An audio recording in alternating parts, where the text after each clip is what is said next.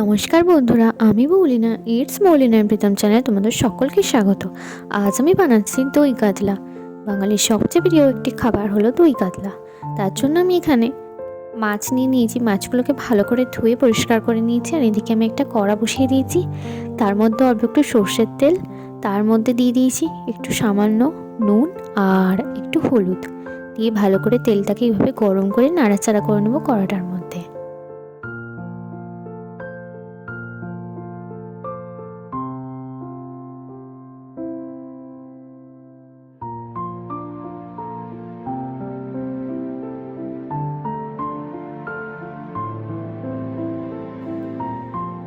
তেলটা খুব ভালো গরম হয়ে গেলেই তবে আমি মাছগুলো একে একে দিয়ে দেবো।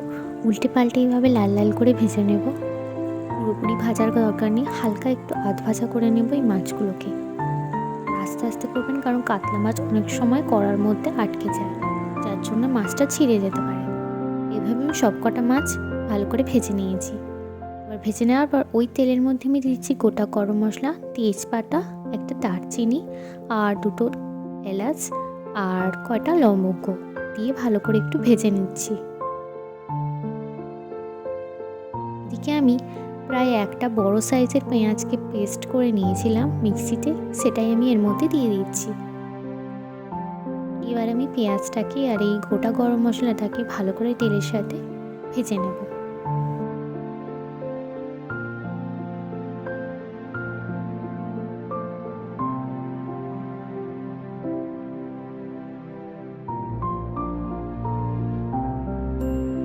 পেঁয়াজটা একটু ভালো করে ভেজে নেওয়ার পর আমি এর মধ্যে দিয়ে দিচ্ছি একটা বাটির মধ্যে আমি আগে থেকে 2 চামচের মতো আদা বাটা, 2 চামচ মতো রসুন বাটা আর 1 চামচের মতো কাঁচা লঙ্কা বাটা, এটাকে আমি এর মধ্যে দিয়ে ভালো করে আবারও ভেজে নেব মশলাটাকে।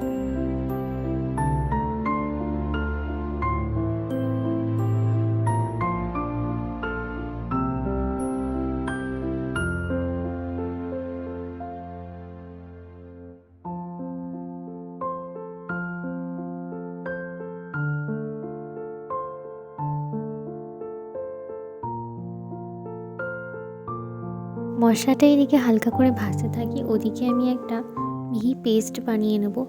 অল্প একটু চারমগজ দানা আর অল্প একটু পোস্তকে আমি একটু কিছুক্ষণ জলে ভিজিয়ে রেখে এটার আমি একটা মিহি পেস্ট তৈরি করে নেব ভালোভাবে। এবার এই পেস্টটাকে আমি দিয়ে দেবো ওই পেঁয়াজ আদা রসুনের মশলাটার মধ্যে। এই বাটিটার মধ্যে মশলা দিয়ে থাকলে এটা সমেত একটু জল এর মধ্যে দিয়ে দিতে পারেন। দিয়ে আবারও ভালো করে সব মশলাগুলো একসাথে মিশিয়ে নেব। আর যতক্ষণ পর্যন্ত নাড়তে থাকবো ততক্ষণ থেকে এর মধ্যে থেকে হালকা একটু জল না ছাড়ছে।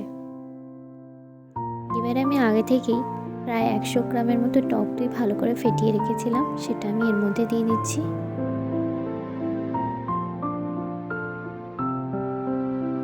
আবারও ভালো করে মশলাটাকে নাড়াচাড়া করে নেব।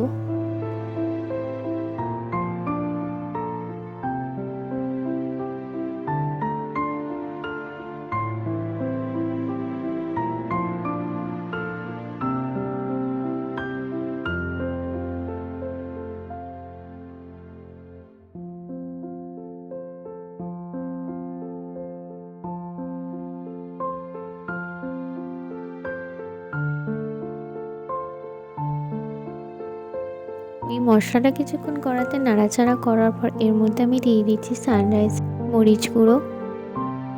সামান্য পরিমাণে এর মধ্যে একটু মরিচ গুঁড়ো ছড়িয়ে দিচ্ছি, এতে টেস্টটা আরও বেশি সুন্দর হয়। আবারও মশলাটাকে ভালো করে নাড়াচাড়া করে নেব।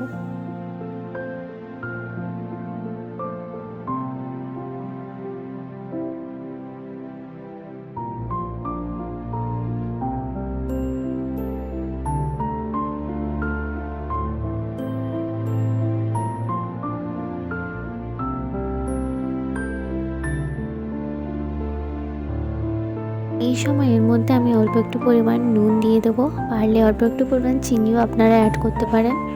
আর তারপরে দিয়ে দিচ্ছি মাছগুলো আমি মশলাটার মধ্যে ভালো করে মিশিয়ে নেব, তারপরেই সামান্য পরিমাণ জল দেব।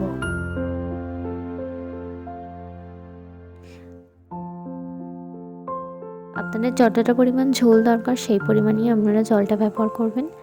আমার এখানে বেশি ঝোল দরকার নেই, তার জন্য আমি এখানে কম পরিমাণে জল অ্যাড করেছি এর মধ্যে। দিয়ে ভালো করে মাছগুলোকে এবারে সেদ্ধ হতে দেবো। আপনারা চাইলে এটা ঢাকা দিয়েও হতে দিতে পারেন বা খোলাও ছেড়ে দিতে পারেন।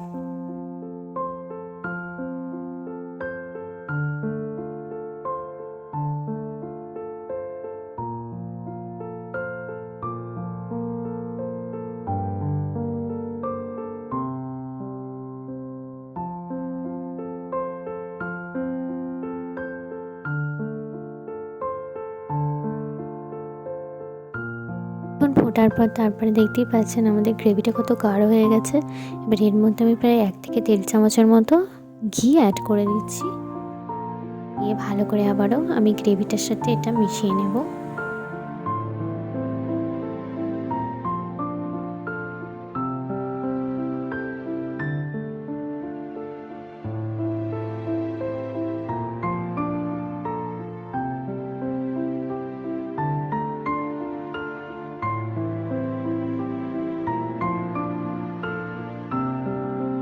আমাদের অনুষ্ঠান বাড়ির মতো দই কাতলা পুরোপুরি রেডি। এবারে আমরা এটাকে গরম গরম ভাতের সাথে পরিবেশন করতে পারেন।